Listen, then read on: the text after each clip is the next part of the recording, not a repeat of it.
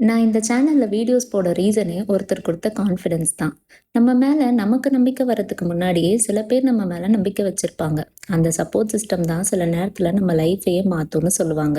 இந்த சேனல்ல வீடியோஸ் போடுறதுக்கே நான் எவ்வளோ யோசிச்சேன்னு எனக்கு மட்டும்தாங்க தெரியும். போடலாமா வேணாமா, பார்க்குறவங்களாம் என்ன நினைப்பாங்கன்னு நிறையவே டவுட்ஸ் இருந்துச்சு. அப்ப என் ஹஸ்பண்ட் தான், உனக்கு எது பிடிக்குதோ அதை பண்ணு, நான் உனக்கு சப்போர்ட்டா இருப்பேன்னு சொன்னாரு. நான் தனியா இருந்திருந்தா இதெல்லாம் பண்ணியிருக்கவே மாட்டேன். அவரு தான், "நீ ட்ரை பண்ணு, உன்னால முடியும், நான் இருக்கேன்னு" சொல்லி ரொம்பவே என்கரேஜ் பண்ணாரு.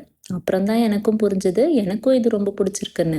அவரு சப்போர்ட் பண்ணாம இருந்திருந்தா, கேமரா முன்னாடி நின்னு பேசணும்னு கூட நான் யோசிச்சிருக்க மாட்டேன். இதுல நான் போடுற வீடியோஸ் எல்லாருக்கும் பிடிக்குதான்னு எனக்கு தெரியல. பிகாஸ் எல்லாராலயும் நான் பேசுற, பண்ற சிலதெல்லாம் அக்செப்ட் பண்ணிக்க முடியாதுல்ல.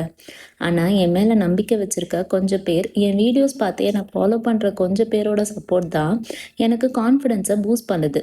ஒரு சின்ன அப்ரிசியேஷன், ஒரு சின்ன என்கரேஜ்மெண்ட் சில நேரத்தில் அதுவே நம்ம கான்ஃபிடென்ஸை மொத்தமாக மாற்றிடும். எல்லா லேடிஸ்க்கும் அவங்க வீட்டில் இருக்கிறவங்க இப்படி சப்போர்ட் பண்ணால் அவங்களுக்குள்ள இருக்கிற திறமையை வெளியே காட்டுற ஒரு சான்ஸ் கண்டிப்பாக கிடைக்கும். நான் நிறைய கிரியேட்டர்ஸை பார்த்துருக்கேன்.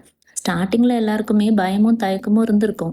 ஆனால் அந்த நேரத்தில் யாரோ ஒருத்தர் பக்கத்தில் நின்று, "நீ பண்ணு, நான் உன் கூட இருக்கேன்னு" சொன்னால் போதும். அது ஒரு வார்த்தை மட்டும் இல்லைங்க, சில நேரத்தில் ஒருத்தரோட லைஃபையே மாற்றிடும்.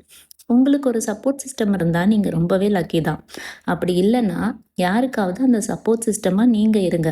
ஒரு வார்த்தை, என்கரேஜ்மெண்ட் கூட ஒருத்தரோட ஃப்யூச்சரை மாற்றலாம். உங்கள் லைஃப்பில் அந்த ஆள் யாரு? கமெண்ட்டில் சொல்லுங்கள். மறக்காமல் என்னை ஃபாலோவும் பண்ணிக்கோங்க.